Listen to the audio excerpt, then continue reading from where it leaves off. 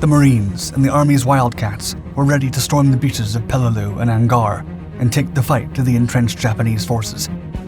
Nevertheless, they had to wait for almost a week before disembarking. All they could do was contemplate how the mighty Tennessee-class battleship, with her impressive battery of 12 14-inch Mark IV guns, flattened the islands barrage after barrage. The Navy had been pummeling them for over 4 days, clearing bunkers, tunnels, mines, and any Japanese defenses. Tennessee roared without mercy, striking her objectives with pinpoint accuracy. Most of the young men thought there was not a single Japanese left on the island when they were ordered to prepare for combat on September 17, 1944. But they were wrong. The enemy was awaiting them, deep in the jungle.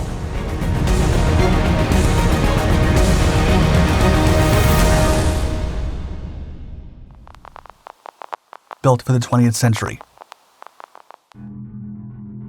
As the United States prepared to go to war against the Prussian Empire, the U.S. Navy ordered a new class of vessels inspired by the New Mexico class. This design was simply referred to as Battleship 1916.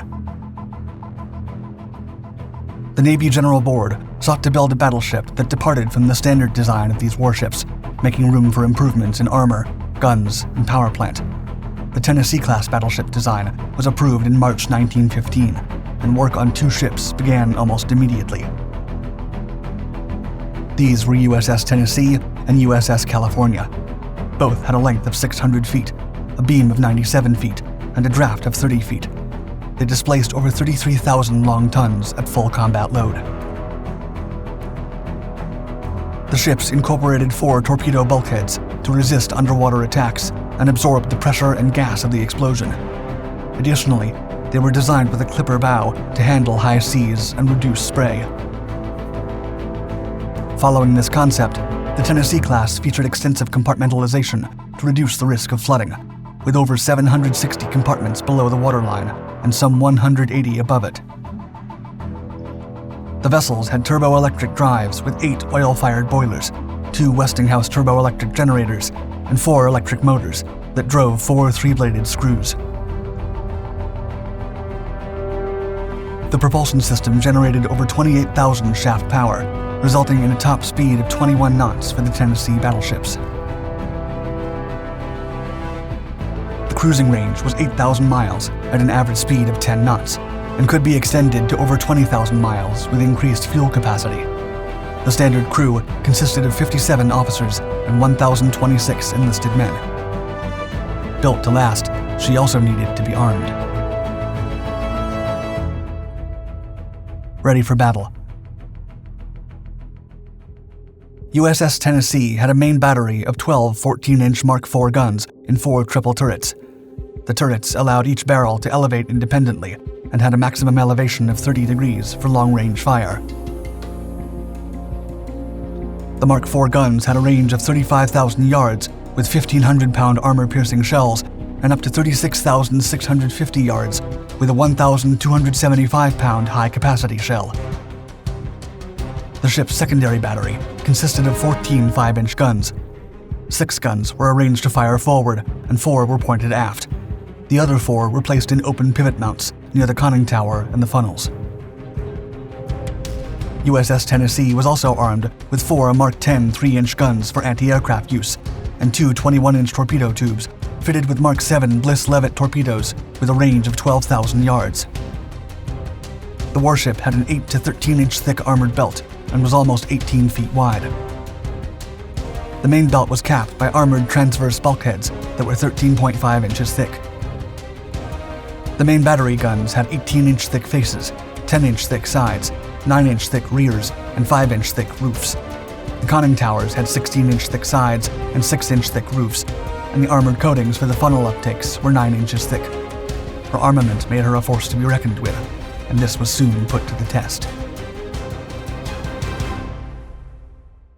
Pearl Harbor. Tennessee was launched in April 1919 and participated in numerous training exercises throughout the 1920s and 1930s. In early 1941, she was transferred to the Pacific as tensions with the Empire of Japan escalated. She was moored along Battleship Row, when the Japanese attacked Pearl Harbor on December 7, 1941. During the attack, Tennessee was trapped by friendly vessels that received critical damage. Nevertheless, the crew reacted quickly and manned the anti-aircraft batteries to repel the Japanese strafing runs. She was attacked twice, but neither of the bombs detonated. Although some guns were deactivated and small fires erupted, Tennessee survived and was repaired and modernized in the following months. She was upgraded with air search radar and fire control radars, more powerful anti-aircraft guns, and a crew that increased to 114 officers and more than 2,000 men. In June 1943, Tennessee joined Task Force 16 to support the Aleutian Islands campaign and recapture Kiska and Attu from the Imperial Japanese Navy.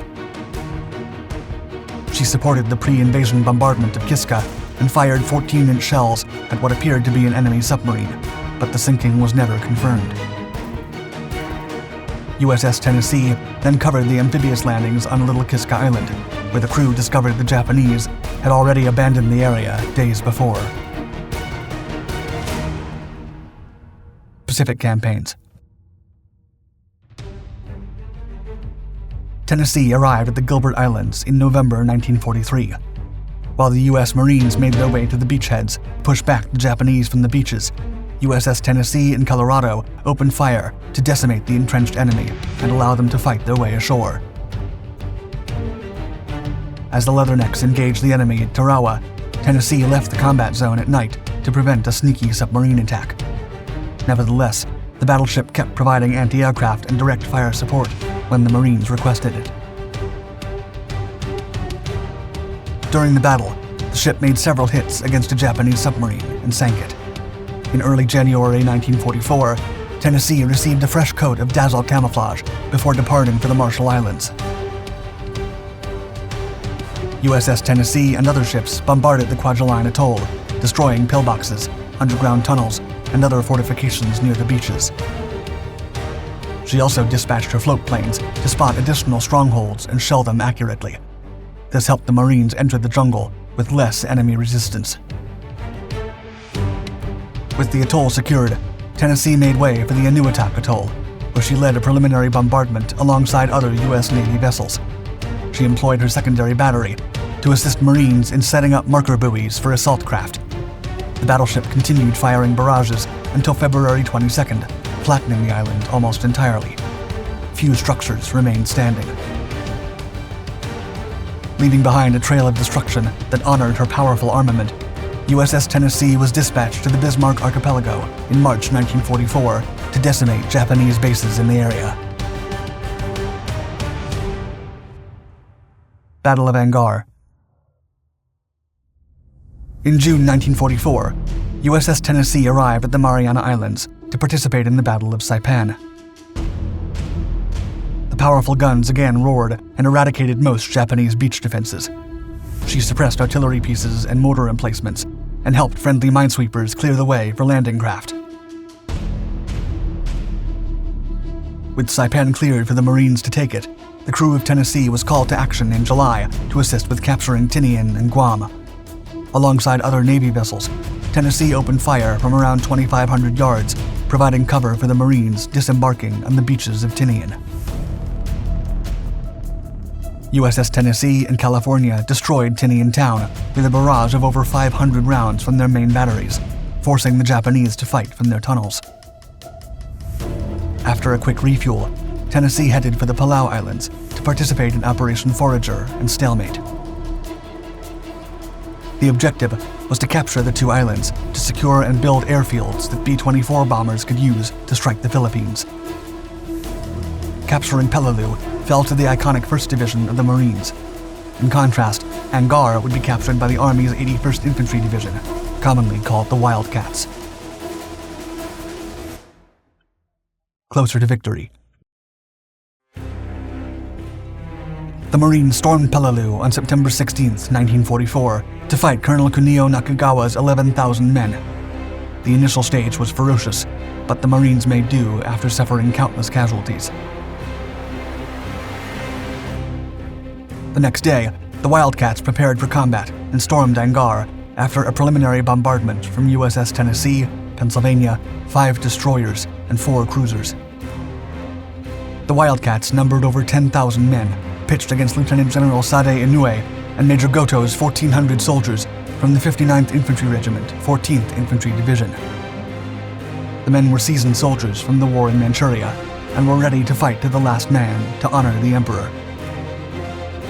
Major General Paul J. Mueller addressed his men before battle, stating, quote, "We are on the eve of seizing an important strategic area from the Japanese.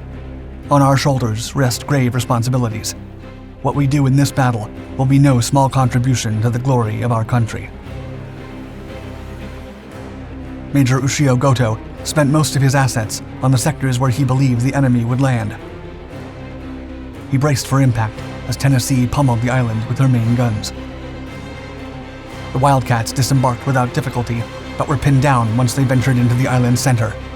The outnumbered Japanese defenders did everything they could to decimate the Americans, but lacked the proper supplies and numbers to lead successful attacks. Meanwhile, Tennessee and her crew kept providing fire support. War correspondent John Walker later reported to Time magazine, quote, "We hear the blast of the big guns and the ripping silk sound of the heavy shells sailing to their targets.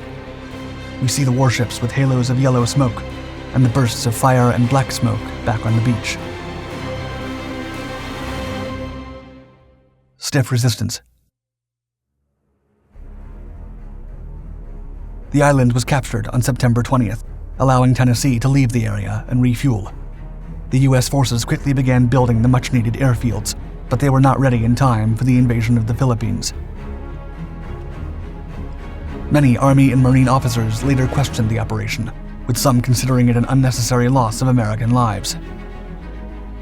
Nevertheless, the Wildcats were transferred to Peleliu to help the Marines finish the fight.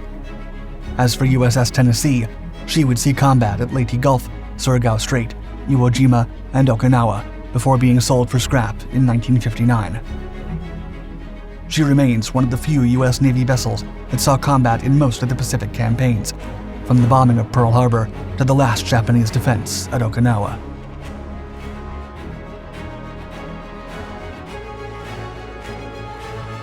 Thank you for watching our video. For more on the best of naval history, like and subscribe to our Documentaries channels to find more exciting historical content, from exciting aircraft to the greatest battles of our time and the technology behind them. Don't forget to hit the bell icon to be notified of our newest videos.